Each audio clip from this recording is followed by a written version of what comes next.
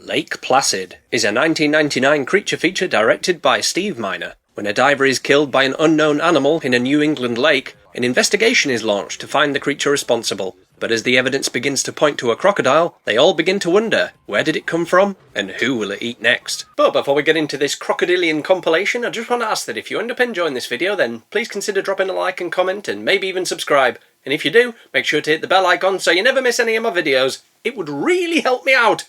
So thanks. Also, there will be full spoilers ahead, but if that doesn't bother you, then grab your Brendan-flavoured popcorn and whip out your favourite crocodile sandwich as we dive into the Lake Placid movies. Again. But better. So the movie begins with Brendan Gleeson talking to a diver on a boat, and he asks him such questions as, what's your favourite John Lennon song? Imagine. And what's your favourite letter of the alphabet? Gee.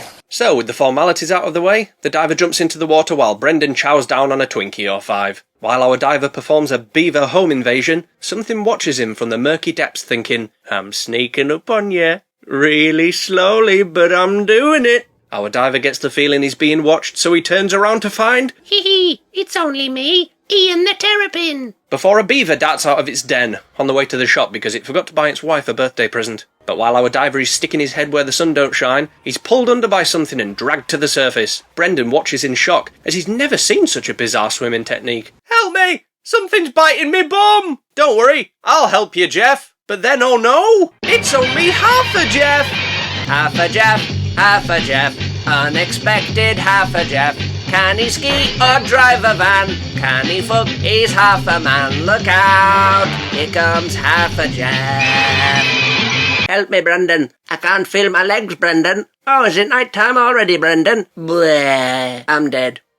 Brendan. We then meet Jack from the Fish and Game Commission, who inquires about a potential culprit. Any recent bear attacks? Bears don't attack people underwater. Looks like it could be our old pal the plump water moose again. He then checks the diver's dead body to see if he's got a bigger penis than him. But Brendan says, don't worry, Jack. He's only half the man you are. We're then introduced to Kelly, a paleontologist working at the Natural History Museum in New York. Her boss Kevin tells her that they found a strange tooth fragment on the dead diver in Maine, and so he wants to send Kelly to see if they have a dinosaur living in the lake. Kelly's all like, well, it can't be a dinosaur, because they've been dead for a bit, eh? Also, I don't want to go, I just want to stay at home and watch telly. But there'll be no telly for Kelly, as against her wishes she winds up in Maine, where she meets up with Brendan, who takes her to the morgue to see the tooth. She quickly confirms it's a reptile tooth, and not a tooth from a dinosaur. Well, duh. But while she's in there, she can't resist having a gander at the dead diver, and is all like, Oh my God, he's got no legs, Brendan. He's not going to get very far in that state, Brendan. And Brendan's like, well, to be fair, he could always join the Paralympics, if he wasn't, well, dead.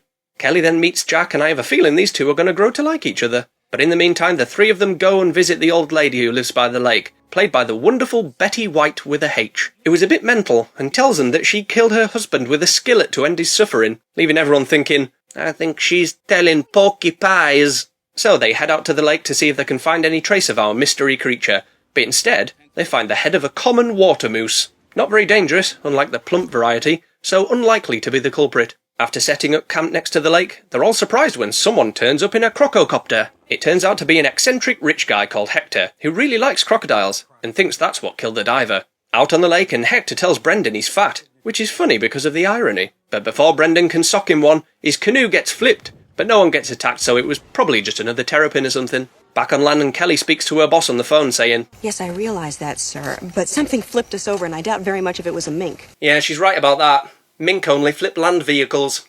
And only at night. As night falls, Brendan finds two of his deputies digging a big hole, and they say, He paid us $500. You accepted money from him? Of course not! He paid us in pogs. And Brendan's all like, Aw, I want 500 pogs. The next day, and they're back out on the lake again, but this time Jack and Hector are going in for a dive to see what they can see. After they drop a speaker into the water to lure in the potential croc, the guys dive in and discover another dead animal. Man, this lake is positively bursting with water meese, which is the plural for water moose in case that wasn't obvious. Okay, I'm curious. What's the collective term for water meese? I believe it's a twat. A twat of water meese. Also, Jack sees a massive tail and decides to swim towards it, as he clearly doesn't value his safety. On the surface, something starts pulling the boat, which causes Kelly to fall into the water. The guys sail back over to pull her out. Once they get her back on the boat, the divers surface and Deputy Burke starts to pull up the speaker. But in a case of really bad timing, the croc pokes its head out of the water to say hi to everyone, but accidentally bites off Burke's head. Poor guy, he's never going to get ahead in life now.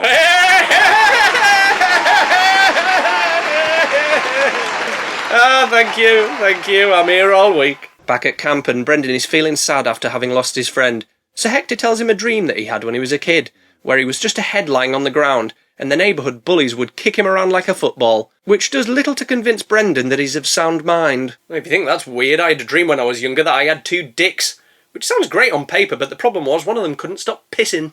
Anyway, Brendan then gets caught in one of Hector's traps, which pisses him right off, so he chases Hector with a branch to give him a good old clobbering. But all of a sudden, a grizzly bear runs out of the forest shouting, "Get out of the way! I've just eaten a lit stick of dynamite!" Why would you do that? I thought it was a stick of Blackpool rock. Ah, easy mistake to make. But not to worry, the giant crocodile then bursts out of the water like, "Don't worry, humans, I'll save you!" and pulls the bear into the water before it explodes, saving everyone's life.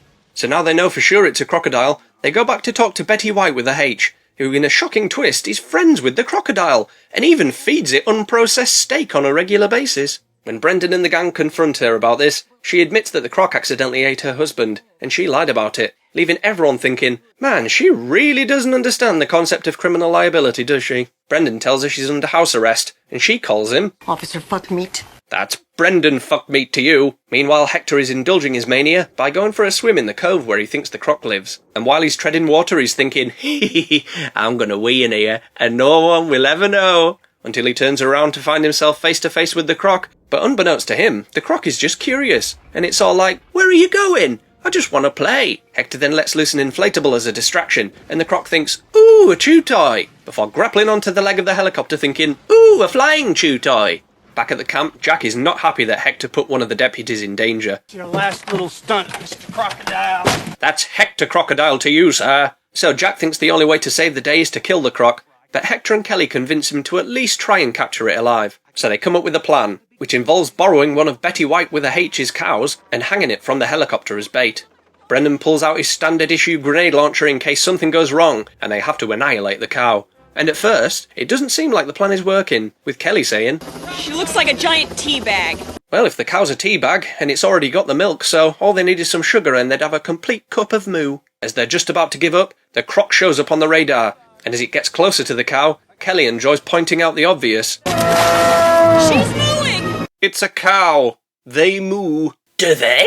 The croc moves in to give the cow a mouth hug, so Hector pulls up, but he does it too quickly and loses control of the helicopter. Brendan wades in with his big gun to provide support and says, Just have this feeling everything's totally safe. I agree. Nothing could go wrong while you're wading knee-deep in croc-infested waters. Probably best to take out life insurance first, though. Surprising no one, the croc jumps out of the water, so Brendan jumps on the truck, and they take off with the croc hot on their tail. But they hit a tree root, and Kelly falls off, because of course she does.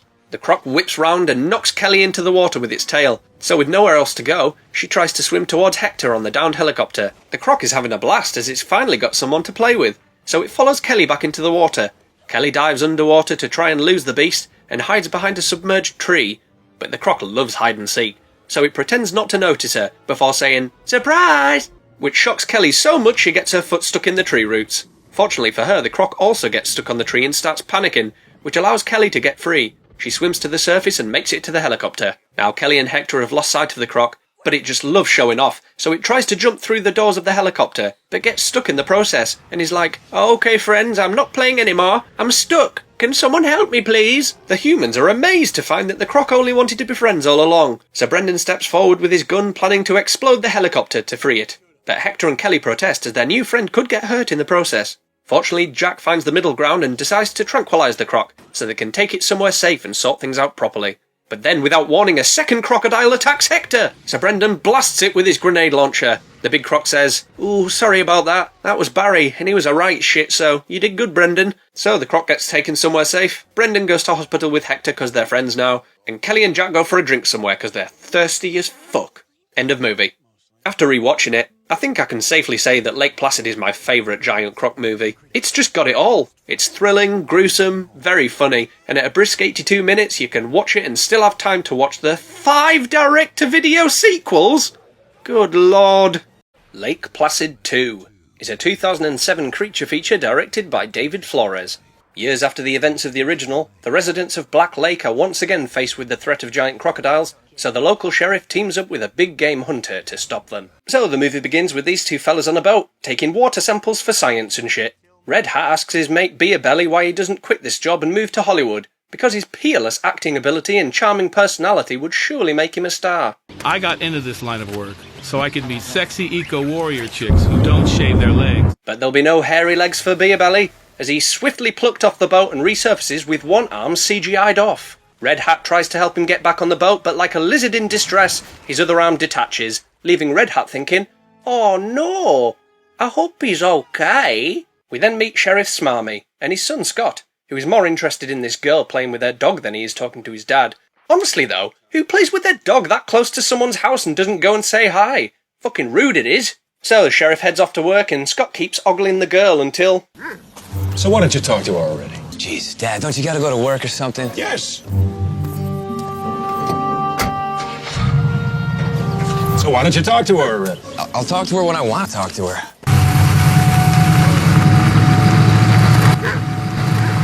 So why don't you talk to her already? Then Smarmy goes and talks to her, because he's a dick, and Scott attempts to hide by ducking down. But Scott, you aren't hiding behind anything, so she can clearly still see you, you dumbass! Smarmy arrives at the office and threatens this member of the press for doing his job. But not content with being a dick twice already this morning, Smarmy then proceeds to throw a bunch of darts in the general direction of Red Hat. So Red Hat without a hat tells Smarmy that Beer Belly has been killed, and all the police just laugh at him because they think he's high. How professional. But then Smarmy's ex shows up, who works for the Fish and Wildlife Service, and she's looking to investigate what killed the fella. And for some bizarre reason, No Hat picks up this severed leg and starts waving it around. "Put that leg down, you mud bastard." Outside, and Smarmy proves his incompetence by saying, "Something that vicious, Frank. It had to be a mountain lion, a sick bear, something like that." "In the middle of a lake? What, was the bear wearing scuba gear? Or perhaps the mountain lion was in a canoe." So Sheriff and the gang go to speak to the old lady who lives by the lake, to ask if she's seen anything out of the ordinary. Oh, and it's Mrs. Bickerman's sister now, because Betty White with a H clearly wasn't going to be in this shit, was she? But Sister Bickerman is proper friendly and says, "Fuck off, you smarmy twat." So they leave. Meanwhile, Scott goes for a wander in the woods and bumps into the girl he was looking at earlier, and her dog, which I'm going to call Scarfy George. And while they're talking... Yeah, I'm cool. You are far from cool, buddy.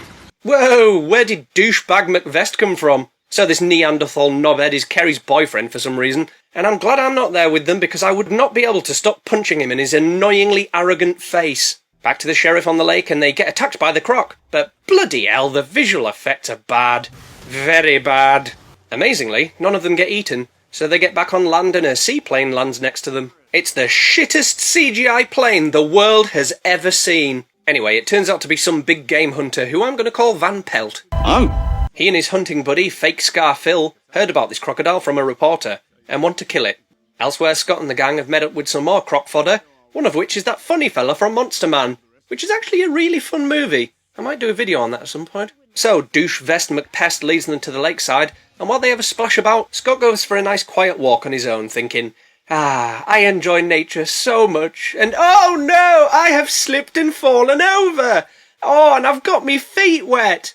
I'm going to have to take me socks off now, and then squeeze the water out, and then put back on damp socks, which is going to be horrible. And time-consuming. Then he notices a den of some sort in the woods, but before he can check it out... Oh, it's a rabbit from a pet shop. What an odd thing to find in the woods. Back to the sheriff, and our great shite hunter is told by Wildlife Lady that she won't let him kill the croc. Instead, she's going to trap it by leaving a little turtle in a net and hiding in the bushes 10 feet away. This plan is shit. It will not work. How would you capture a giant crocodile then? Well, obviously, Ken, I would tickle it into submission. Then out of nowhere the trap is sprung and oh look, they've caught a wild boar. So you're telling me a wild boar just happened to be near and decided to immediately run in and grab the turtle while a group of people are stood around it? Even by this movie standard, that's fucking stupid! Then the croc shows up and scuffs the boar in the net and takes off into the bushes. So Sheriff Smarmy blindly fires his tranq gun into the bushes and somehow manages to hit the croc in the head 4 times. A couple of things to point out here. 1, I'm pretty sure those darts wouldn't penetrate the scales on a giant croc's head. And 2, look how fucking blurry the croc is! I'm getting motion sickness just looking at the damn thing. So Deputy Dumbfuck walks over to the croc to tie up its snout with some basic-ass rope, but the croc just bites his arm off and then drags the rest of him into the lake, laughing its tits off. And amidst the chaos, Red Hat bites his lip and bleeds to death. A couple of minutes later and Smarmy's acting like nothing's happened. Your friend just died, mate. Why are you so fucking smug, you smug fuck? Back on the beach and Monster Man sees a giant, blurry, terrible CGI croc next to the sunbathing girl. He tries to help her, but it drags her into the water for yet another off-screen kill, because they clearly spent too much money on Deputy Dumbass's death, so they had to cut back on the next one, I guess. Meanwhile, Scott takes Kerry and Dongus Vestus to the croc's den he found, but I'm starting to think that Douche Goose has suffered a serious head injury. Shut up, Dad. Scott then points out something only the most keen-eyed of viewers would pick up on. They look like eggs of some kind. You don't fucking say! But Dung Vestibule doesn't like how intelligent Scott is, so he smashes one of the eggs and squares off with him. Then he says, This turd rolls into town and suddenly I'm a big prick? I think big prick is a bit generous. He's more like a small, flaccid, turgid prick. Which makes me wonder, what on earth does Kerry even see in this guy? Oh, I tell you, if this fucker gets eaten off screen, I'm gonna do something. Oh, and speak of the devil, hang on a minute. He hasn't noticed. Why hasn't he noticed it? There's a giant crocodile behind you. How does he not know? It's massive! So eventually he turns around and falls over in surprise, then it drags him into his den and gives his arse a good chomp. Not exactly the gruesome on-screen death I was hoping for, but I'll take it. Scott and Kerry run off into the woods and she says, What happened?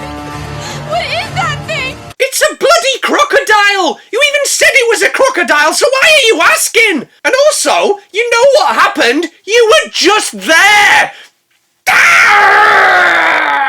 Not enjoying this one very much, are we? Let's put it this way. There is no way any of the other sequels could be worse than this. No way.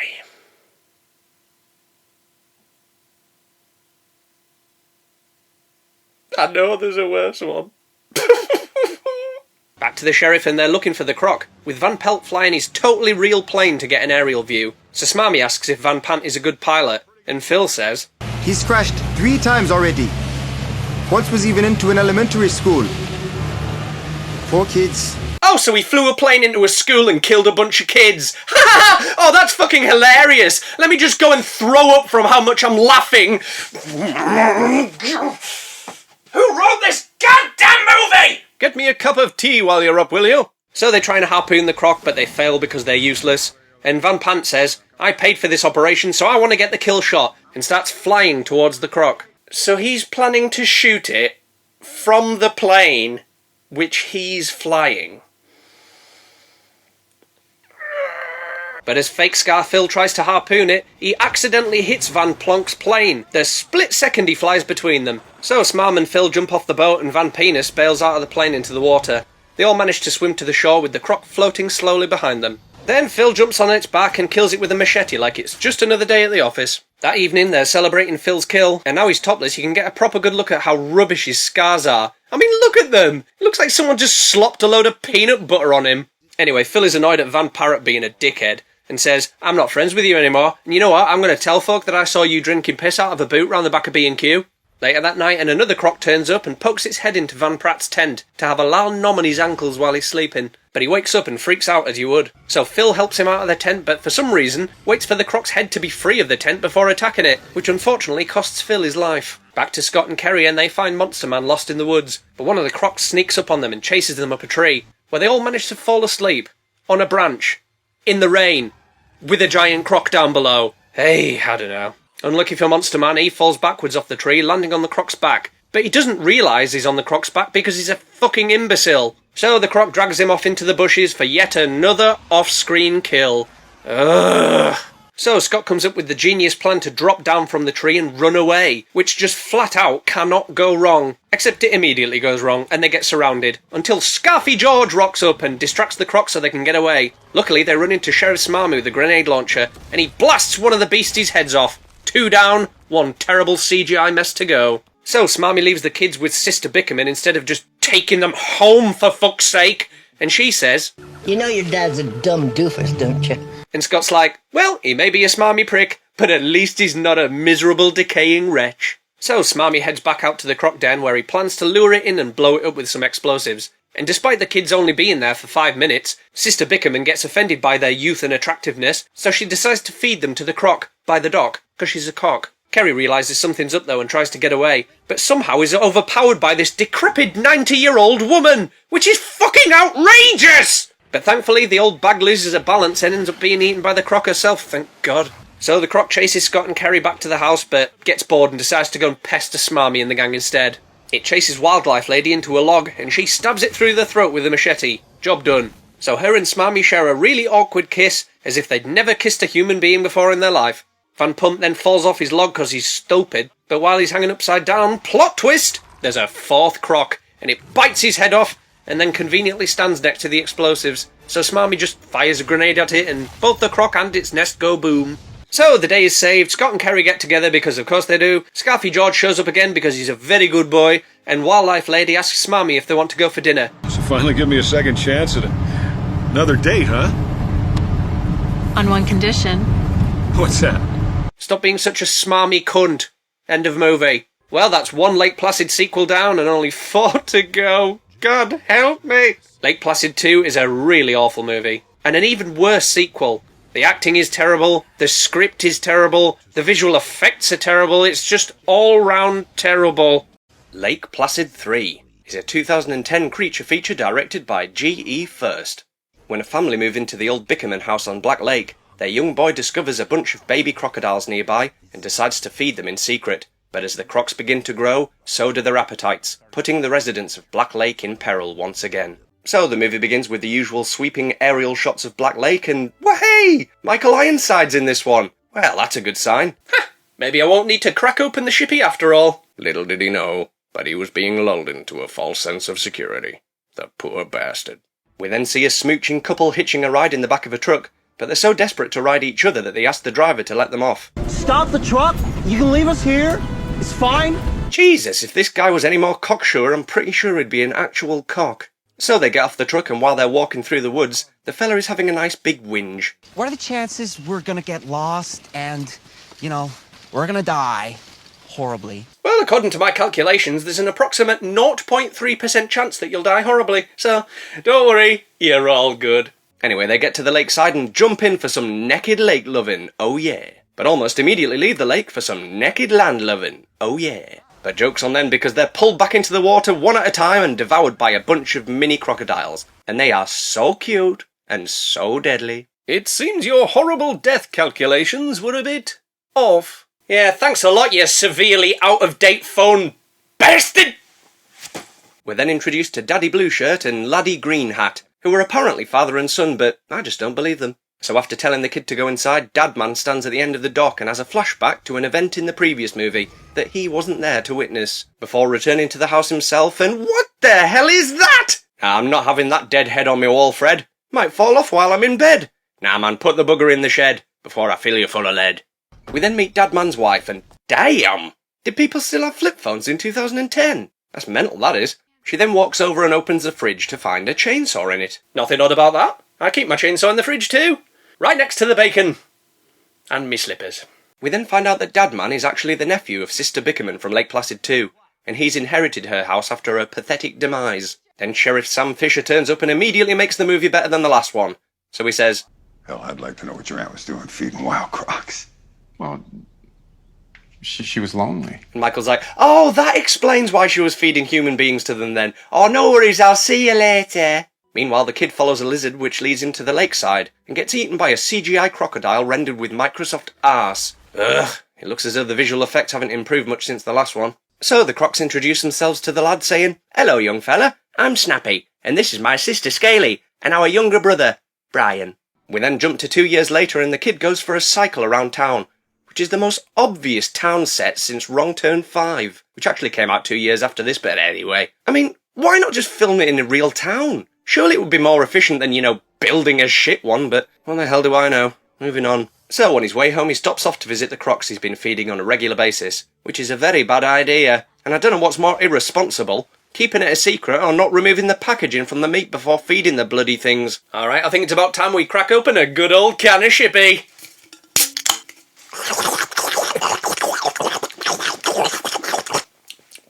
Ah, that's better. Now we can continue. Meanwhile, Sheriff Michael is responding to a call saying there's a big croc on the loose around the local gas station. But when he turns up, he finds this.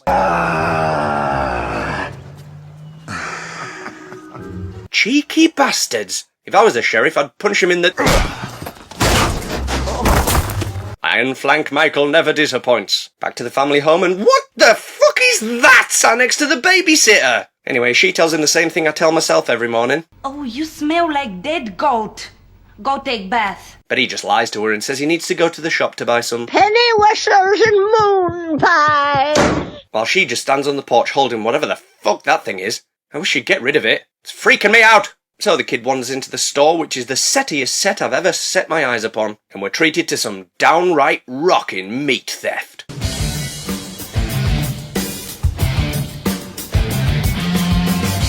But the store owner is like, "Stop stealing my meat, you little bastard! I had to wrestle that out of a lion's jaws. It took ages." Elsewhere, Dadman is walking through the woods trying to get a signal on his tiny little telly, but he accidentally bumps into this dumbass who says, Thanks. I think you knocked out a filling. "Knocked out a filling? What was it being kept in with? Play-Doh?" Also, where have I seen her before? Oh, that's right, she played Crystal in Resident Evil Afterlife. Ah, what a stupid movie, which I enjoyed immensely. So, obviously I'm going to call her Crystal. Anyway, Dadman shows the kids to the lakeside, where he finds the severed head of an elk. But instead of chowing down on it like he wants to, he plays it cool, and decides he's going to give Iron Michael a ring, as he suspects foul play. Scaly foul play. Back to the store, and Hot Mom turns up to defend her son as you do. Yeah, he just loves meat. And now you've just made him look like a psychopath. Oh, and speaking of psychopaths, we're then introduced to Reba, the resident sex pest of Black Lake, whose introduction is her dropping some money on the floor so she can grab a young guy's ass. Nothing like a bit of sexual harassment to get you to warm to a character. Then this fella turns up and hires Reba to find his on and off girlfriend, though why he picks Reba is anyone's guess. But she agrees so the plot can continue. Back at the kid's house, and he finds a cooked penis in the fridge, which he plans to feed to the crocs after the failure of his meat heist. But the babysitter and that indescribable terror follow the kid to the lakeside, and upon seeing the dangerous creature next to the kid, the crocs eat it to protect him, which is rather worrying as I'm pretty sure it was poisonous. Still in the woods, the babysitter falls over and gets a face full of dried mud before the crocodile shows up for another off-screen kill. Oh, don't you pull this shit again, Lake Placid sequel. I want to see the kills, not imagine them. It's almost as if they wanted to spend as little money as possible on these sequels. Well, let me tell you what I think about that. Iron Michael shows up to meet Dadman, who isn't very happy that the police department don't have the tools needed to check the lake for giant crocodiles, so they just go and get tooled up with loads of guns instead.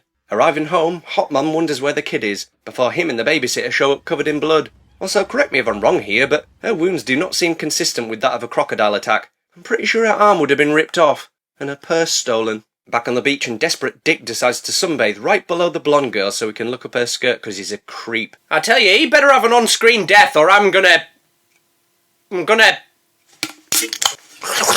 So the girls go and get changed into their swimsuits while pervy Jim wanks in the bushes. But thankfully, he gets snatched by a croc which drags him away, giving him a good chomp. Not a very good on-screen death to be honest, but it seemed painful for him though, so I'm satisfied. Meanwhile, Dadman gets a call from his wife and she says, and he's like, Try to speak a little more slowly and calm down. And Dadman's like, but I already ate lunch. Then him and Iron Mike decide to go to the house anyway. Back to Budget Linda Hamilton, and she's telling the guys a story about how she shot a giraffe in captivity to prove that her philosophy is correct. That being... hunting's not fair. So there's no point in pretending otherwise. Okay. Must not get angry. Just drink your shippy and let it go. It's fine. Everything is fine. Oh dear, where are my earplugs? What the fucking upside down rat bastard hell kind of philosophy is that? Shooting a giraffe in a zoo doesn't prove anything except that you're a terrible person! Did no one read this script and think, man, not only does that make no sense, but it makes the character seriously unlikable. That philosophy is stupider than a boat, and that boat looks stupid as fuck. Oh, and just so we're clear, a boat can't be a carnivore. It's an inanimate fucking object. You're an inanimate fucking object! One of the crocs is pissed off about this and all, so it gives the boat a good slam and they all fall overboard. One of the fellas gets eaten and Reba starts swimming towards the croc with a knife, as if she's going to win a fight with a crocodile underwater. But against her wishes, What's-His-Face pulls her to safety, and she's proper annoyed about it because she's stupider than a bellend's bellend. Then the other disposable fella with them finds a dead body and says, I bet it was a shark. A big shark, a megalodon. You were attacked by a crocodile not even 5 minutes ago! Why would it be... Elsewhere, Crystal goes for a walk in the woods with the guy who looks like Dan Stevens broke his jaw in a cheesecake eating contest. And he's like, man, if I have to put any effort into making you like me, then forget it. I'm out of here. Elsewhere, blonde girl on the beach forgot to attend her class where they distinguished reptiles from mammals. What the? Ellie? Aaron? It's another one of those deer things! Oh yeah, and she gets eaten by the croc too. Back at the family home, and the kid finally tells his mum about the crocodiles. And she's like, what are you, stupid? Then they look out the window and see 2 crocodiles just chilling. And she says, Come away from the window, they can smell you through the glass. no, they can see you through the glass. They're not blind crocodiles, you dog nut. Then Iron Giant and Dadman turn up in the boat and start shooting the crocs, right before one of them absolutely obliterates their boat. Looks like we've got another Blood Surf-style explosive-toothed croc on our hands. Dadman obviously swims to the shore quicker than the sheriff, because Michael's right side is made of iron.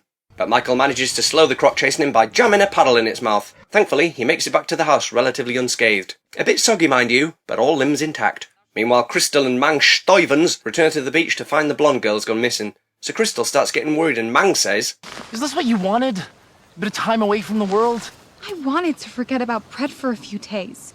Not get lost in the land of the lost. honest to God, man, somebody wrote that. In what world does somebody deem that dialogue worthy enough to make the final cut? I just can't, Ken. I just can't. Anyway, they try and go and find their missing friends, but Mang gets fed up with Crystal not complimenting his necklace enough and says, you know what, you go and find them. I'm going to go and try and find someone to fix my broken jaw. So he leaves her like a dickhead and almost immediately gets killed off screen by the croc. Thanks, Lake Placid 3. Thanks for another unsatisfying death. Back to the family, and I think Michael's bump on the head has done more damage than I initially assumed. Hey, I'm gonna go check and see what kind of shampoo you use. But thankfully, the Head and Shoulders gives Michael a plan. Him and Dadman are going to run out to the car and the camera's going to be shaking all over the place, which makes Dadman drop the keys. Then as soon as they start the car, the croc is going to ram it. But don't worry though, because they're way ahead of it. Because they've got Hot Mom shooting the fucker from the house like a boss. And if that doesn't work, then she's going to run outside and attack the bastard with a chainsaw. But she might get scared and drop it while she's running away because she's a bit of a spazzer. But that doesn't even matter, because then Dadman's going to pick it up and start chainsawing the fuck out of its tail. But that'll just make it mad. So it ends up chasing them back into the house. Now they've made no progress and the situation is worse than before because the croc's in the house now and Michael's still outside in the car. I don't think they should stick to that plan. I agree. It only seems to put them in a situation worse than they were in before. But that's exactly what they fucking do. And unfortunately for Michael, the big croc drags the car into the lake with him in it, and just as he's about ready to poke it with his stick, it pulls him out of the car and eats him. For fuck's sake! There goes the film's lifeline. Oh well, on the plus side, the plan did also lead to the babysitter getting eaten, so I guess they don't have to worry about paying her anymore. Elsewhere, Reebok and the gang are still wandering through the woods until they get ambushed by a croc in a bush, which they John Woo to death. Then, while Reba's mate drops to a more convenient biting height, another croc jumps out and bites his head off, revealing that he was full of tomato soup. But then Reba gets grabbed by another croc and it starts to drag her away, and whatever the fuck his name is starts shooting at it with a shotgun, which ain't a good idea with her being in its mouth, and oh yeah, there we go, he's shot Reba. Well done, you spanner. Then the croc just fucks off, because why not, eh? So she has an argument with Lado, and then she knocks him out. Then turns up at the family's place in her boat? What? Are you telling me that Reba, with a shotgun wound to the shoulder, dragged that unconscious fella through the water, lifted him up onto the boat with one arm, because one's foot, remember, and then took him? That is precisely what just happened, yes. Get the fuck out of here. Well, they get to the family's house, but Thingyface wants to go and find Crystal, so he does. He goes back out onto the lake in Reba's boat shouting for her, and almost immediately finds her, because of course he does. But as he approaches, he sees a big wet croc waiting to give the girl a schlap, and somehow she doesn't see it. probably because it's a big CGI mess which isn't really there. So what the hell's his name crashes the boat into the croc like a lunatic, which sends him flying before he flaps around on the floor like a fish for a bit. So they're happy to see each other, blah blah blah. Then the croc wakes up because it ain't dead and it eats the fella, making both his and Crystal's storylines in this movie completely fucking pointless! Oh, and things aren't going very well back at the house because one of the crocs has broken in, so Reba decides to have a knife fight with it, which seems completely in line with how stupid her character is, so whatever. Also, I'm pleased that she will no doubt be dying soon, and whoa, whoa, whoa, whoa! Hang on a minute. She won?! She fought the croc one-handed with a knife and won?! Now that's the sort of stupid shit I'm talking about. If you're gonna go stupid, then go full stupid. You must not hold back. You must embrace the stupid. So the gang end up finding Crystal, who is hysterical, so they tell her to shut the fuck up, and somehow make their way to Reba's boat and head down to the obviously fake town set for the final showdown. They break into the local store for shelter because it's wetter than a seal's arms outside, but the owner turns up and is like, "Oh, for God's sake, can you just stop stealing me meat, man? Don't you The crocs then hop into the shop and start wrecking the joint. Reba goes down swinging as she stabs one of them to death, and it seemingly kills her too. But I'm not convinced she's dead. Because I seen their name on the back of the DVD for the next dinner. You can't do that, that's cheating! Ken, it's my video! I can do whatever I want! Oh, alright. Can I have a raise then? No. Meanwhile, the family take off in the store owner's truck and get chased by the big croc before crashing into a gas station. So Dadman's plan head starts spinning again, and he uses one of the fuel pumps to spray the croc with gas, before scopping a lighter at it, and the croco goes kablamo! But how the hell the entire gas station doesn't explode is anyone's guess. And that's pretty much it. Dadman tells some kids that the main river crocodile is extinct, but then we see that it's clearly not, so he's full of shit. End of movie. Well, I guess it was a small improvement over Lake Placid 2. Not by much, mind, but having Michael Ironside in it definitely helped. As did the odd moment where they embraced the stupidness of it all. Will the next one be a more significant improvement? Find out next week as we dive into Lake Placid, the final chapter. Which isn't actually the final chapter, but is called the final chapter. Which is a lie. Lake Placid, the final chapter, is a 2012 creature feature directed by Don Michael Paul. The giant crocs of Black Lake are back again, but this time they've been fenced off to protect the public. However, when a high school bus trip takes a wrong turn and ends up in the enclosure, they quickly find themselves at the mercy of the giant killer crocs. So the movie begins with the aftermath of the grocery store showdown at the end of the last movie, and we see our resident crocodile knife fighter Reba, who isn't dead after all, just very disappointed that all the veg behind her will have to be thrown out. What a bloody waste. But surprise Reba, the croc under the shelf isn't dead, so she says, "You again? You really want to do this?" Actually, no, I'm pretty knackered, and I think I've bruised my ear.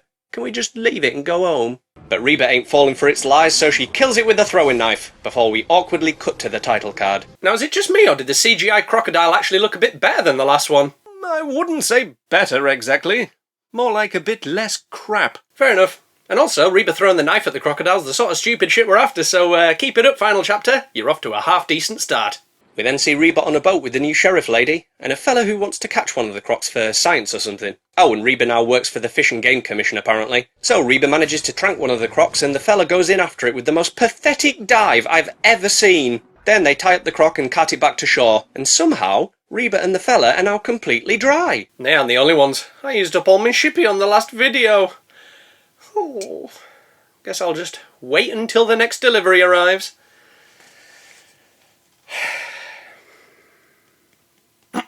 Are you going to continue the video while you wait, or...? Ah, you're right. Probably should. Sheriff lady has a crack with this army guy, who I'm just going to call Big Doof. But once they get the croc on the truck, a bigger croc turns up and starts chasing them down the road, shouting, "Don't worry, Sandra, I'll save you! Oh, why do I have such short, stubby legs?" The humans then rock up to a Jurassic Park-style electric fence, and to be honest, I'm glad to see that Black Lake has finally been fenced off. It only took 4 bloody movies to get there, but there we go. Anyway, the croc is gaining on them, and Lal Doof struggles to get the gate open. So Reba says, "Watch this shit, you're gonna love it." "Oh, am I, Reba? Am I really?" And she reverses right into the croc, knocking it over and giving them a chance to escape. Nope, I didn't love it. How about you, Ken? I thought it was adequate at best. So Lal Doof is apparently Big Doof's son, which makes sense with them both having the surname Doof. Later that day, Lal Doof demonstrates how little fucks he gives by sitting with his back to the fence. But then he hears something which sends a shiver down his spine. Oh, good lord, what manner of unspeakable monstrosity is this going to be? Oh, it's a turkey. So, Laldoof sticks a bit of brown something on the end of a stick and tries to feed it, but the turkey's thinking, I'm not going to eat that. It's brown and on the end of a stick. Then a croc with poor eyesight rocks up and says, I'll have it, but accidentally grabs the turkey instead. The silly bugger. It should have gone to Specsavers. Meanwhile, Sheriff Lady and her daughter Chloe go for a coffee and run into Chloe's beautiful friend Elaine. So Elaine tells her that there's still room on their weekend camping trip and convinces Chloe to come along. Otherwise, she'd miss out on most of the movie. Then we see Croc Scientist fella rock up with a bunch of guns for hire, and one of them is the absolute legend Robert Englund! Oh yeah, Lake Placid sequels. Now you're cooking with gas, instead of just ass. So their plan is to sneak into the enclosure and bag themselves some giant croc eggs, which will make them a lot of money on the black market. So they really easily sneak past Laldoof, as he's conveniently got his earphones in and he's back to them the entire time.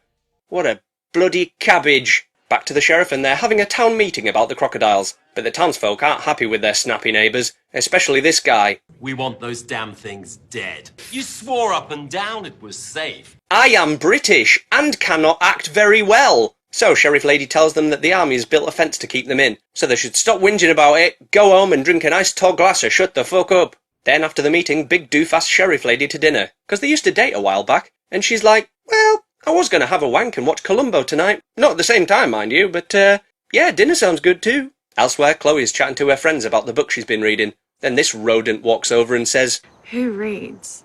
Clearly not you. The closest you've ever got to a book is reading the joke on an ice lolly stick after sucking it off. God, I shouldn't really say that, but, oh, fuck it, leave it in, it'll be fine. Also, what the hell is wrong with the face of the guy that Chloe fancies? He's supposed to be the hot guy, but he just looks like he's got the fucking mumps. Back to Freddy and his goons, and I think he's somewhat confused about what animal he's hunting. Kitty, kitty, kitty, kitty, kitty. Kitty, kitty, kitty, kitty. Then they get attacked by a slippery scoundrel and run away honking like a gaggle of geese, with this one fella getting cornered next to an electric fence, and being a clumsy kleppert, he falls backwards into it for a rather shocking death. Which is currently the best kill so far. It was so unexpected that it sure gave me a jolt. Hours later, and Laldoof finally turns round and thinks, what? Where did all these cars come from? I didn't order any cars. The only thing I've ordered recently is some situational awareness, but it still hasn't arrived yet. Then he hears a scream from inside the enclosure, so instead of calling it in, he opens the gate and almost immediately gets dragged away by a croc, leaving the gate wide open. Well done, you incompetent turbot. We then cut to Chloe and Elaine on the coach trip, which for some reason set off at night. And instead of concentrating on the road, the driver is watching a video on his phone thinking, ooh, I do love a woman in her underwear. Ooh, I'm a right perv, I am. Then he almost runs him off the road because he's a dumbass. So budget Chris Cooper tells him to keep his eyes on the road, but he just goes straight back to his underpants video. And without even looking at the road, he not only manages to take the wrong turn, but also drives into the open Black Lake enclosure. Oh, that plot convenience is so stupid, I actually love it. Next they'll probably rock up to the lake and knock over the crocodile warning sign. Stop it, final chapter, you're killing me here. Meanwhile, Big Doof and Sheriff Lady rekindled their relationship by having a romantic candlelit takeaway. Smooth, Doof. Very smooth. And she's all like, stop trying to eat my cheek and kiss me already! Elsewhere, Croc Scientist fella is lost in the woods and seems to think that he's in The Walking Dead. Rick! Then he gets night vision jump scared to death by a croc. Oh, for goodness sake, I thought we got past the off-screen kills. Oh well, looks like it's back to the drawing board.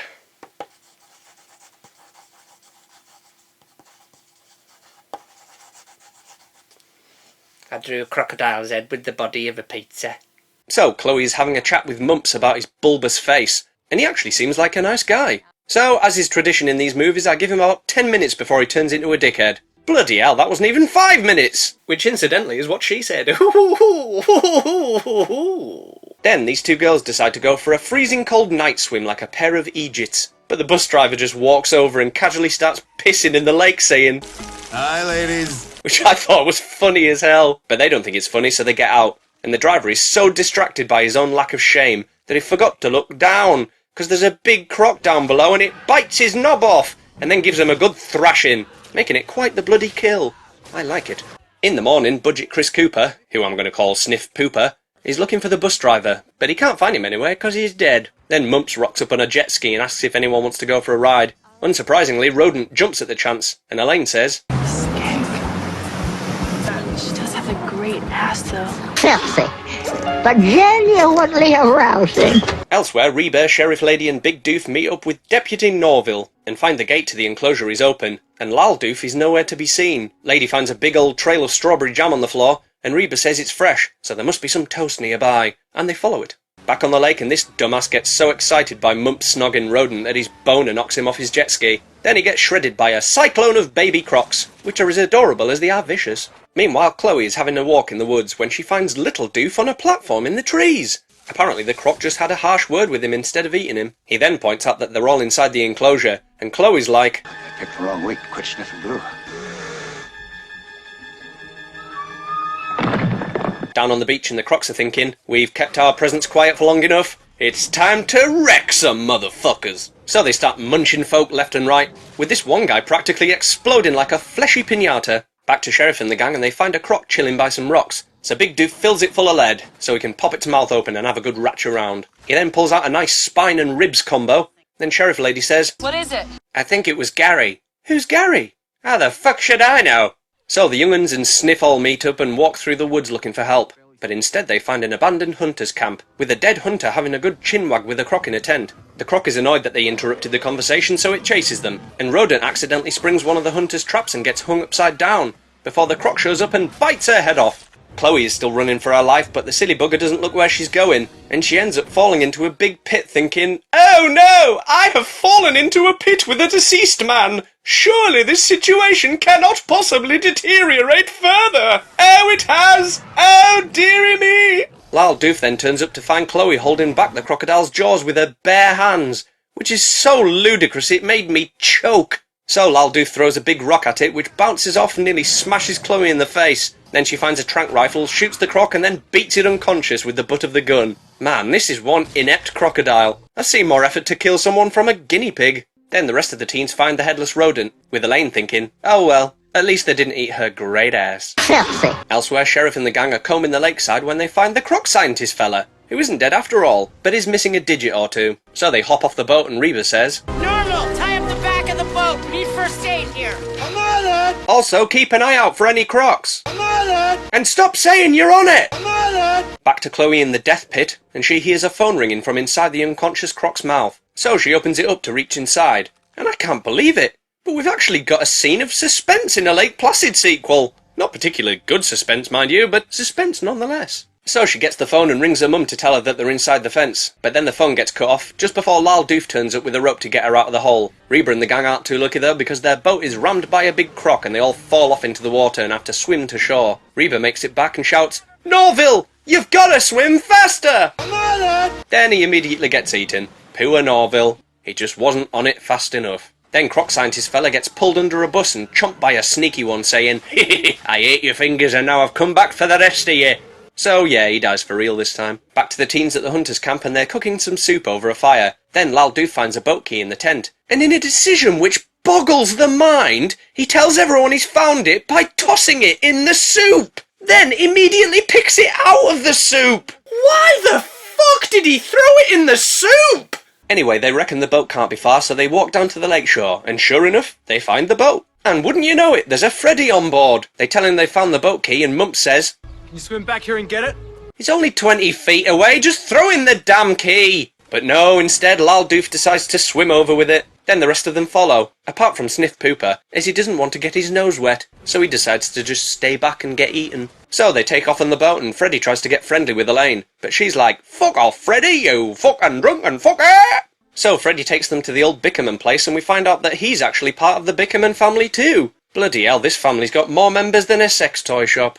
So he tells the teens that his plan is to find the croc eggs and asks if they want in on it. But they don't want to help him because he smells a bit musky, so he just leaves them in the house. It doesn't take long for him to find the eggs though, so he fills his bag full of them. The teens set the fireplace going in hopes that the smoke will alert Sheriff and the gang to their whereabouts. But Elaine wanders into the back room and finds one of the crocs inside, which grabs her by the waist! Thankfully, Chloe saves her by giving it a good chop with an axe. Then they run outside and it looks as though their smoke signal worked, as Sheriff and the gang turn up just in time. Reba fends off an attacking croc with a rifle before Freddy shows up again, and Reba's like, "Arrest him! He's an egg pilferer!" But Freddy grabs Lal Doof as a hostage and takes off, while the others are attacked again by a croc. Mumps, being a catastrophic moron, decides the best way to escape the croc is to dive into the lake, which obviously ends with the crocodile eating him. Then all of a sudden it's night time and the lasses are chased to the fence by a pursuing croc, and Sheriff Lady tries to shoot it with a shotgun from about 50 feet away, which obviously does nothing. So she changes tactics and jumps out of the way as the croc lunges for her, and the scaly bugger gets fried by the electric fence, good and proper. Then it's daytime again and Freddy finds himself on the lake shore, and all the eggs in his bag have been smashed. Then he sees a big croc waiting to give him what for, and I don't think I've ever seen someone so jovial about their impending doom. Then it rips him a new one. Goodbye, Freddy. I will miss your musky scent. So now everyone is safe. Sheriff Lady and Chloe still get on a bit too well for my liking, while Big Doof and Lal Doof continue to be the most unconvincing father and son I've ever seen in a movie. And as for Reba, well, she's taken the dead croc's head home as a trophy. Look at its fucking head! I mean, look at its eyes, for God's sake. Not to mention that it's significantly smaller than the one that was killed, but hey, since when has any of this shit made any sense? End of movie. Well, I've got to say that I think Lake Placid, the final chapter, was actually a decent improvement over the last two sequels. I mean, it's still not great, but I certainly found it more enjoyable, which was a nice surprise. Lake Placid vs. Anaconda is a 2015 creature feature directed by A.B. Stone. Scientists experimenting with crocodile and snake DNA within the Black Lake enclosure accidentally released the giant monsters which make their way to the nearby Clear Lake, so it's up to the local sheriff to stop them once and for all. So the movie begins in the Black Lake enclosure and already someone has broken in to capture one of the crocodiles. Oh, when will they learn? You can't melt a flake in the microwave. But hang on a minute, who's that? No, it can't be. It is! Freddy's back! Oh, yes! And this time he's cosplaying as Robert Englund, cosplaying as a pirate. Oh man, I'm just glad he's still alive and kicking. One-legged kicking. Freddy and some goons take the croc to this camouflaged big rig, inconspicuously parked right next to the bloody gate, in which some sneaky science bastards are doing sneaky bastard science, led by Dr. ADR, who says, "What we're doing here is very precise." But what the hell are you doing? What are you doing? What are you doing? No, what are you doing? Freddy gets his big bag of money for helping them. Then this scientist walks by and says, "Excuse me. Whoa, watch the hook, man." Hang on, was that purposefully stupid dialogue? Ooh, that would certainly be a treat. Aye, if it was, then more of that please, movie. So Freddy gives this Silver Fox fella a bit of paper with some numbers on it, and now that he has his money he just wants to take off, but Silver Fox won't let him, saying that he still owes him the last 3 numbers, and Freddy's like, "What are you talking about, man? Numbers go on to infinity, you penis." Pardon me, crossing. Watch the gun. It is stupid on purpose! Yes, they've finally done it! Oh man, I'm so happy I might eat this shoe. Just, not on camera. So Dr. ADR and his assistant inject the giant female anaconda with the croc DNA in hopes that it will make her give birth to bigger, stronger snakes or something? I don't know what the hell's going on, but it really doesn't matter because the croc wakes up when it ain't supposed to. That's not possible. I gave that thing enough tranquilizer to knock out an elephant for 12 hours. You know this isn't an elephant, right? It's not? No wonder my elephant tranquilizers don't work. And the croc goes apeshit and gives Dr. ADR a good old chomp. And while thrashing around, it accidentally breaks open the snake cages, so the anacondas get loose too. Luckily, Freddy manages to get out of there and peg legs it into the woods with his big bag of cash, leaving Silver Fox to spray the croc's face full of sticky white stuff. Semen. But having the intelligence of a tin of peck, Silver Fox crashes the truck through the electric fence, leaving all the crocs and anacondas thinking, "Oh, the gate's open. Fancy going to check out Clear Lake? I've heard there's plenty of grub over there." We then cut to a fella from the Fish and Wildlife Service turning up to confront this deer hunter, who says, "Hey, Dolly!" "What the fuck was that? Something's gone wrong with you, sir." Anyway, Mr. Fishlife ain't happy that Fat Man and his fat son have been deer hunting in the area, so he tells them to fuck off home and get the wee fit out. Then we're back to Black Lake, which the movie conveniently tells us is 6 miles from Clear Lake. I'm not even being sarcastic either. That information is genuinely convenient. You know, it's getting harder to tell when you're being honest. Ken, honesty is my middle name. I thought your middle name was Henry. And we're about to meet the new sheriff of Black Lake. Now, who could this be? Oh, good lord, it's Reba. Oh, this poor, poor town. Anyway, she gets accosted by the town mayor, who's heard that someone local has gone missing near the croc enclosure, and he says, Is this something that I should be worried about? and Reba's like, get any closer and I'll give you something to worry about, you in-my-face prick. Also, stop eating kippers for breakfast. Your breath smells like decaying smoked fish. So the mayor fucks off shouting, Ice cream! The mayor has coupons for free ice cream! Coupons for free ice cream, everyone! oh, I want some free ice cream. Norville, go and get me some free ice cream. Then Reba gets a call from Deputy Vitamin D Deficiency, who says there's been an accident at one of the enclosure gates. So that's where Reba heads off to. Elsewhere, this half-naked chick wakes up after a classy and dignified evening to find someone knocking on her door. And I don't know where they got dollar store Chad Kroger from, but I think he desperately needs his nickel back. Anyway, they start shagging, but there's a crocodile under the bed thinking, Oi! I'm trying to sleep under here! So it eats them. Off screen. Then all of a sudden we're in New York City, at the Wexel Pharmaceuticals building, where we see bad business lady talking bad business with Silver Fox. She's telling him why the snakes are so important, and says, Have you ever heard of the blood orchid? Whoa, hang on. Is this actually part of the Anaconda series? I thought they just banged the Anaconda name on it for shits and giggles, but... oh man, I'm well on board with this now. Anyway, Silver Fox watches Bad Lady's silhouette as she explains how the Super Anaconda's DNA can be mixed with the giant croc DNA to make miracle cures for people, which are worth a damn fortune. Ah, this plot is incredibly stupid, and I approve. We then cut to some college chicks on their way to Clear Lake for some sort of sorority sisters trial thing, and the group leader takes great pleasure in chastising the rest of them. You are some sorry-ass losers. If you want to get in, you're gonna have to prove yourselves. How about new, you crazy Dutch bastard? Seriously though, this lass plays a total bitch really well. She clearly had a lot of fun doing this. The other notable ladies in the group are the meek one, who I'm going to call Fringe, the alternative one, who also has a fringe but I'm going to call Nose Ring, and the blonde one next to her, who's the daughter of Mr. Fishlife, so I'm just going to call her Pancake. Because I like pancakes. Anyway, Pancake gives her dad a call and asks if he's turned her room into a man cave yet now that she's off to college. And he says, Yes, indeed. I just hung a flat screen up in there, got it all cleaned out, put a lazy boy in there. Then we see her room and there's no flat screen TV or lazy boy in there. That man's a liar! A bald-faced liar! Back in the woods, and that heavy hunter is out looking for his third lunch when he gets savaged by a cascade of mini crocs. Then his fat son turns up and is like, Hey, leave some for me, will ya? Elsewhere, Sheriff Reba turns up to the burnt-out big rig from the beginning, but Deputy Vitamin D gets a bit too close for comfort. Ferguson, just a little personal space here. So Reba gives Mr. Fishlife a call, but he thinks it's his daughter again and answers with, Sweetie, 2 times in one day, huh? And Reba's all like, The fuck did you just call me? And Fishlife says, Jeez, I am really sorry, thought you were my daughter. Could be. My mom dated a lot of guys. What? Oh, this is brilliant, man.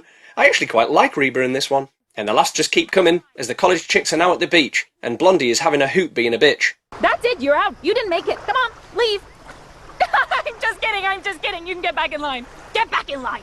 So Bitchy Blonde tells the girls to get in the lake, except Fringe, who she makes dig a big hole in the sand instead. The girls are all a bit scared to go in the water though, because it's wet. But this one girl just goes right in and, oh no, something's attacking her from under the water!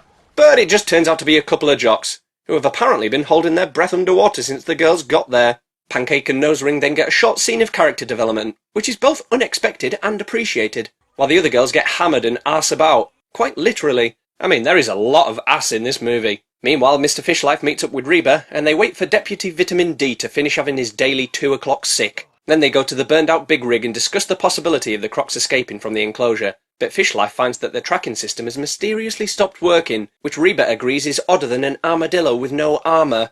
An illo, if you will. We then get this incredible scene of Bad Lady arriving in the town of Black Lake, where she gets out of the car to shout hey at her security, then gets back in the car so they can open the door for her to get out. Oh, this movie is a hoot. So much of a hoot that I appear to have attracted the attention of an unwanted owl. Shut up! I'm watching a movie! I said shut up! Anyway, Bad Lady and Silver Fox find our good old pirate mate Freddy, who's like, Miss Bad Lady. Long time no partially see. And once again they force him to help them. Back on the beach, and that same girl in the lake is pretending to be attacked by something again. Jeez, talk about wanting attention. Oh, she's actually being attacked by a croc this time. I'll let her off then. This time. So the rest of the girls run out of the lake screaming, and Bitchy Blonde pushes her friends into the jaws of a croc so she can get away, which, while awful, is not as bad as the fact that Fringe will likely never finish that hole she was digging. The girls make it back to the cars, but then they realise they've left the keys on the beach. Elsewhere, Bad Lady and the gang are following their snake tracking devices until Freddy gets attacked by a wild, scaly rug, which thankfully is harmless. But Freddy says, I'm fine. Just fine. Thanks for asking. "Oh, you're welcome, Freddy. See, it doesn't hurt to be polite now, does it, Freddy? So you just carry on with your business and I'll keep watching." Freddy. Back to Reba and Fish Life, and they find some croc tracks in the woods, which to their surprise leads them to a croc. And it looks like it's about to eat Reba! Then all of a sudden a great big anaconda drops out from a tree and wraps up the croc so tightly that the damn thing explodes like a gory water balloon, leaving Reba and Fish Life thinking, holy shit! That was fucking awesome! It had to be an anaconda. The green anaconda, that's the largest species in recorded history. Yeah, that thing wasn't just large. It's all it was. Brown, not green. Elsewhere, the girls are still in the car, but Nosering hotwires it so they drive away and casually wreck a couple of crocs in the process. They don't get very far though, because a downed tree is blocking the road, and to make matters worse, that massive green anaconda rocks up saying, "I'm going to crush this car like a puny little ant." So everyone jumps out of the car apart from Blue Bikini Best Bum, who bravely decides to stay behind and show everyone what it's like to be crushed to death. Oh, and Bitchy Blonde starts crying, so Pancake and Nosering try to console her, saying there's nothing you could have done. But she's actually crying about the car because her dad just bought it for her. Oh man, this is too good. Deputy Vitamin D then meets up with Reba and Mr. Fishlife. Any new leads on the sorority girls? Space, Ferguson. Sorry. They find where the girls park their cars and it's a right mess. Back to Bad Lady and the gang, and they're on a boat now making their way towards the snake signal. But she doesn't think they're going fast enough, so she hits the gas and poor old Freddy falls overboard. Silver Fox wants to go back and get him, but Bad Lady is very bad and says, "No, I don't wanna! He wouldn't show me under his eye patch, so fuck him!" Then once again Freddy is attacked and killed by a crocodile. Aww. Bye-bye, Freddy. I tell you, if by some magnificent miracle he's not dead, again, I am gonna absolutely piss myself. I'll go get a towel just in case. The girls, meanwhile, are walking in the woods when Bitchy Blonde falls over and finds herself face to face with a croc. So keeping completely in line with her character, she decides to punch it in the face to show it who's boss. And the croc says, "Ow! That hurt! Why would you do that?" No, it doesn't really, it just eats her. Then an anaconda shows up and starts constricting the croc while it's chowing down. The girls are really freaking out now, but then bang, bang, bang! Bang, bang, bang! The snake gets shot by Fishlife and Reba. Yay! So he and his daughter are reunited at last. Back to Bad Lady and she says, All right, Beach. You've had that look on your face since we got off the boat. What is it? "My name's not Beach, Beach." So they keep looking for the snake until Bad Lady says, She's right here. What do you mean, right here? The only thing I'm seeing out here is you, me, and Mr. Happy. Then all of a sudden... No! Mr. Happy! Oh, and he was only 20 years away from retirement. Reba and the others then find Deputy Vitamin D lost in a ditch. And I've got to say, I love the dynamic between him and Reba. It's genuinely funny. Anyway, they head out into a clearing and find a pair of crocs chowing down on an anaconda. But then Silver Fox and Bad Lady rocks up and she's all like, "Don't you shoot my snakes or I'll kick you in your left nostril." So she whips out a trank gun to shoot the snake with and says a helicopter is en route to extract it. Beach? "Stop calling me Beach, Beach." Then the really big anaconda shows up and does this. That was fucking awesome. And then... that was even more fucking awesome. Then the anaconda crushes the last croc and starts wrapping up Silver Fox before it swallows him whole. Then we see him from inside the snake and he pulls the pin on a grenade and says, "Bye-bye, baby." And the snake goes kablamo McSplatto. Oh man, this film is everything I hoped it would be. Literally the only thing that could make it better now would be... Yes! Yes! He actually did it! Oh my god, I love this bloody movie. Ah, and the best thing is you didn't even piss yourself. Didn't I, Ken? Didn't I? So the day is saved, loads of the good guys survived, and Reba even gives Deputy Vitamin D a compliment. Ferguson? Yeah. Good job. Space, Ferguson. This film did something I thought impossible. It turned Reba into a nice character. Then in a final tease, which we may never see a follow-up to, we see some eggs by the lakeshore, and one of them hatches revealing a snake-crocodile hybrid. Brilliant. Just fucking brilliant. End of movie. Honestly, I don't think I could have enjoyed this movie more than I did. Sure, it's got many of the typical low-budget issues that all these films have, but Unlike the others, it's genuinely funny, brilliantly cheesy, and has some downright badass Anaconda on Croc moments. I think this is easily the best of the Lake Placid sequels, and the perfect end to the franchise. But hang on a second, what's that? This isn't the final Lake Placid movie. Well, cover me in caramel and kiss me in an elevator, as next week we dive into the last movie in the series so far, Lake Placid Legacy. Lake Placid Legacy is a 2018 creature feature directed by Darrell Root.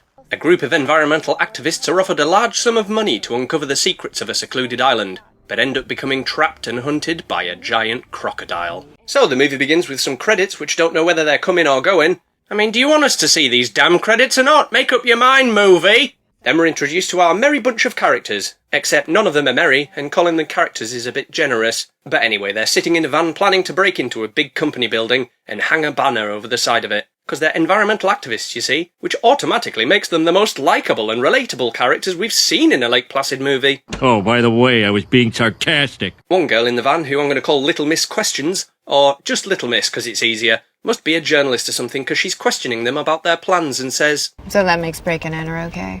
It's not B&E if we don't steal and nobody gets hurt. No, that just means it's not theft or assault. You're still breaking in and unlawfully entering the building, you dumbass. I'm going to call this guy Wankor, because as you'll see as the movie progresses, he's both a wanker and has the intelligence of a rancor with learning difficulties. The others in the van are Little Miss's sister, Schlurple-de-Purple, who isn't wearing purple yet, but she will, and the tech guy who looks like a budget Will Poulter, so I'm going to call him Willy Poultry. Anyway, the leader of the group turns up looking like a homeless John Wick who got slapped with a dick, so I'm going to call him John's Dick. And off they go to do some not at all illegal breaking and entering. We also see some random guy running through the woods at night, but it's dark as hell, the camera work is terrible, and we've been given no context for it, so fuck knows what's going on. He runs around like a wazzock for a bit, then falls over and gets dragged away by something we don't see. Confusing and pointless. Moving on. Back to our group, and they've apparently stumbled into a spaceship of some kind. Oh, and Willy Poultry is filming all of this on his GoPro, because documenting your criminal activity on video is something only the most intelligent of criminals would do. Oh, by the way, I was being sarcastic. So they get out onto the balcony and prepare to hang the big banner off the side of the building which says, Winoco equals death. Winoco equals death? But Ken and I have shares in Winoco! Oh, dearie me, what are we to do? Oh, I know, we'll buy more shares in Winoco because we don't fucking care! So, what is to be gained from hanging this banner off the side of the building anyway? Well, Little Miss is wondering the same thing and asks, What does that even get you? Makes the evening news. But you're hanging it in the early hours of the morning! And you've also set off the alarm, so the company's clearly gonna find it before the morning, so chances are no one's even gonna see the bloody thing. But unbelievably, we then see it on the news the next day! Which means that it wasn't taken down before the morning. But why? Probably because the banner was about as effective as an umbrella made from toilet paper and toothpicks. Anyway, they all celebrate their accomplishment with a cheap bottle of lager while being very dull, self-righteous and fully clothed. Oh, I can already tell we ain't getting any TNA in this one, folks. So they talk about calling it quits with the whole breaking and entering malarkey, as they're worried they'll get caught sooner or later. That is until they get a video message from some poncy-looking fella, who I'm going to call Tony Osser, or Tosser for short. And it's only after re-editing this video that I realised that he went on to play Isildur in Amazon's The Rings of Power. Oof, talk about a double whammy of bad luck. Either that or this guy's agent fucking hates him. Anyway, he offers them a chance to make $100,000 if they take this job from a private donor. But he never actually says what the job is. He only gives them a location on a secluded island to go to. So for the sake of the plot, they head off to the location Tosser mentioned, and we're introduced to this young lady, to whom acting is clearly not her forte. You're crazy to want to go in there. I'm going to call her Squirrel, because as you'll see later, she's nuttier than a coked-up squirrel and a big bag of nuts. Anyway, she thinks the place is irradiated for some reason, but Team Dull still want to go anyway, because a little radiation never hurt anybody. But before long, they come face to face with an electric fence. But I tell you, if anybody pretends to be electrocuted, I'm going to be annoyed. No! Whoa! No! You son of a bitch! So they venture beyond the gate and Willy Poultry combines some dirt with some chemical mixture and says, just as I suspected, purple. We then get our first look at the lake, and is it just me or does the back half of this lake look fake as shit? So they start crossing the lake to reach their destination for the job they know nothing about, and Wankor just can't help being loud and obnoxious. Row, row, row your boat gently up the lake. You guys see? And home! Shut the fuck up! At the other side of the lake, they walk past some construction equipment, which may as well have a sign next to it saying to be used against the croc at the end. After some more boring-ass walking through the woods, Team Dull as Fuck happen upon Tosser's abandoned camp and think, great, if we can't even find him, then how are we supposed to know why we're here? So they find a GoPro and watch some footage of Tosser in distress. What was that? What if someone's still here? Yeah, some damn hillbilly psycho with an axe to grind, literally. Yeah, because that massive guttural growl clearly came from a hillbilly, you techno-anus. Then Little Miss finds some gore on the ground and starts to scream like a girl, 'cause she is one. But Wankor thinks it's all an elaborate prank set up by Tosser, so he follows the blood trail shouting at trees like a bellend, before they find half a guy hanging in one of them. Oh no, this poor guy who we have no idea who he is. How will we ever go on? Easily. And with no shits given. So in a panic they head back to the boat and something knocks into it from under the water. Then Squirrel's leg gets caught in the boat rope and she gets pulled into the water. And for some reason everyone starts freaking the fuck out. If I saw someone get yanked into a lake like that, I would have probably collapsed with laughter, but oh well. Also, why are they concerned about anyone being in the water? They haven't even seen the croc yet, so he might have just been a playful beaver tugging the boat for all they know. Anyway, John's dick dives in to help the soggy squirrel, and then the boat says, pop goes the dinghy. So Bradley Boatman Bendy Sneck tries to swim for shore but gets pulled under. Then the water turns red because it's angry it had to be in this movie. And Schlurple de Purple says, Where'd he go? Where'd he go? Where'd he go? where the hell do you think he went, you purple pillock? It's not like he jetted off to the bloody moon, did he? So they manage to make it back to the dock, but Squirrel's got a badly CGI'd leg wound, so they move her to the abandoned camp and try and make her splint for a leg. Wankor wants to leave her behind though because he's a phallus, and then Squirrel does this. Hey! Whoa, whoa! Hey. Whatever that thing was, if it needs a fresh body to feed on, I vote for yours! Hey, let's not get crazy. 4 years in the Marines. A tour of Afghanistan. You want to see how crazy I can get? Never thought I'd agree with Wankor, but I vote for leaving her. She's a dangerously unstable human being. But against their better judgment, they take her with them, and everyone continues to bitch and moan at each other as they try and find a way out of this place. I mean, this lot really are the most irritating bunch of idiots we've seen in these films. They're all supposed to be mates, but none of them get on with each other, and all they do is bloody complain and argue all the time. Man, we better see them all get eaten, or I'm going to be one disappointed bunny. And no one likes a disappointed bunny. So they find a building on the top of a hill, but instead of finding a boring old regular entrance, they decide instead to delve into this creepy, dank tunnel with a big old croc-sized hole in the gate. Bit of a red flag if you ask me, but they're all stupid as fuck, and I guess Squirrel's leg ain't going septic quick enough for their liking. Once they're inside, they decide to open a grate and use a rope to lower each other into the bowels of the facility. So John's Dick and Schlurple make it down, but when Wankor starts lowering Little Miss, the croc turns up, and he drops her. Our lives are in your hands and you have butterfingers? Thankfully, the drop was only about 12 foot, and John's Dick's beard cushions her landing. In the upper tunnel, Squirrel shoots at the croc, which makes it back off. Then her, Willie and Wankor decide to head back to the dock so Willie can jack into some antenna so they can make a call to 911. If he could do that, then why didn't he do that before? Before? Before when? When they were at the dock! Back in the tunnels, and Little Miss is somehow able to describe the croc to the others, despite not actually seeing the bloody thing. Then they explore the joint and find out that it's owned by a pharmaceutical company, because obviously a pharmaceutical company is behind everything. What is this, Resident Evil now? And I know, a pharmaceutical company with the baddies in Lake Placid vs Anaconda 2, but that movie was stupid on purpose. This one has no excuse. Schlurple then gives some pointless speech about big companies' lack of ethics and morality, blah blah, fucking blah. Because that's what the Lake Placid series was missing all along. Sod all the comedy, cheesiness and colourful characters. What this series needed is a red-hot reality injection, with a lecture on ethics and morality from an environmental activist. Oh, you couldn't make this shit up. Oh, except somebody did, and we got this piece of crap.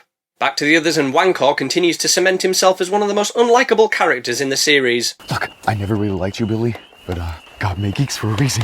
Come on, movie, at the very least let this wanker come to a grisly end.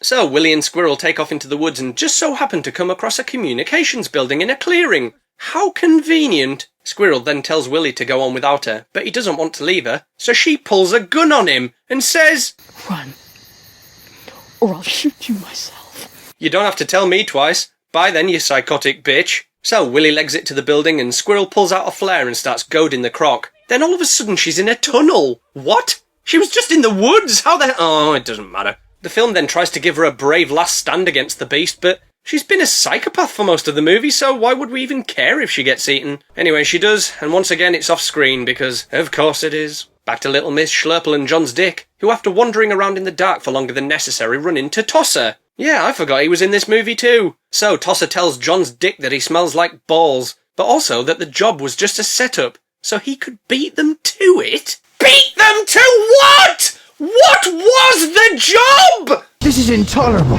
It's unprofessional. Anyway, they head upstairs and find some broken radio equipment, as well as Joe Pant. Oh no, Joe! Why are you in this mess? I reckon they kidnapped him and demanded a ransom of 500 sherbet dibdabs, but no one was willing to pay it, so he just stuck around there. So apparently Pant works for the pharmaceutical company and broke the genetic code, whatever the hell that means, which allowed them to create giant crocodiles so they can use their DNA to create vaccines to save human lives and make a lot of money doing it. Right, so the exact same thing as Bad Lady in Lake Placid versus Anaconda then? Seriously? Could the writer honestly not come up with anything new? Right, you know what, let's have a look and see who wrote this film. This movie had 3 writers! Oh dear. How can 3 people sit down in the same room and come up with the exact same motive as the villain in the last movie? I just can't do it!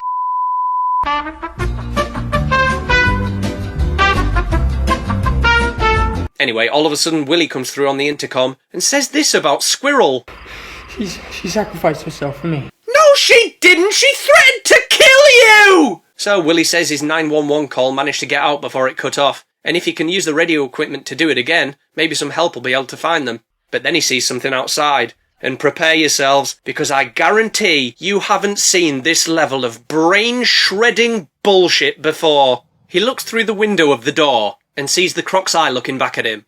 And then it bites his head off from the other side of the door! You know, I actually bought all the Lake Placid movies on DVD for these reviews, but I didn't buy Lake Placid Legacy. And now I kind of wish I did. Because if I did, then I'd be able to check it outside and sledgehammer it into the great beyond! While the others are distracted, sneaky old Pant slips out to try and trank the croc so he can eat it or something, and then starts to flood the facility so the others can't follow him. The others reach the flooding corridor and Schlurple says, Now what do we do? Well, I don't know, maybe wade through the shin-deep water? As dangerous a task as it may be, they risk it and, against all odds, are absolutely fine. Then they pull open another floor grate to find an even more flooded section, and Tosser says they're going to have to swim to the other side because it's the only way out. So they swim for it, but somehow the croc manages to follow them. Then on the other side, John's soaking wet dick uses a live electric cable to zap the beast. Although he's holding on to a metal pipe, which leads into the water, so I'm pretty sure he would have been electrocuted too, but I'm not an electricity scientist, so what the hell do I know? So they keep running through some tunnels because the croc isn't dead for some reason, until they come to yet another grate to go down. You know, I've never seen a movie with this many grates be so far from great. Indeed, it's really starting to grate on me.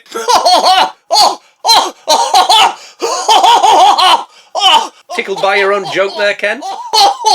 Oh, I'm proud of that one. On their way down, however, Tosser gets snatched by the croc and we get the only on-screen kill in the whole movie. And as you'd expect, it looks fucking shit as fuck.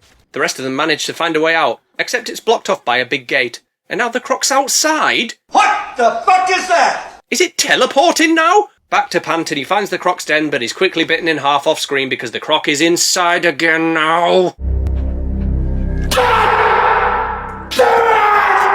The others think it's time to fight back against their scaly assailant, so they plan to lure it into this red room with a load of gas tanks and blow it up. Solid plan. Can't wait to see it go tits up. And tits up it goes, as John's dick stays behind with a gas mask on, intending to sacrifice himself and take the croc with him. But when he goes to light the flare, this happens. But there was a spark! The flare sparked! Why did the gas not ignite?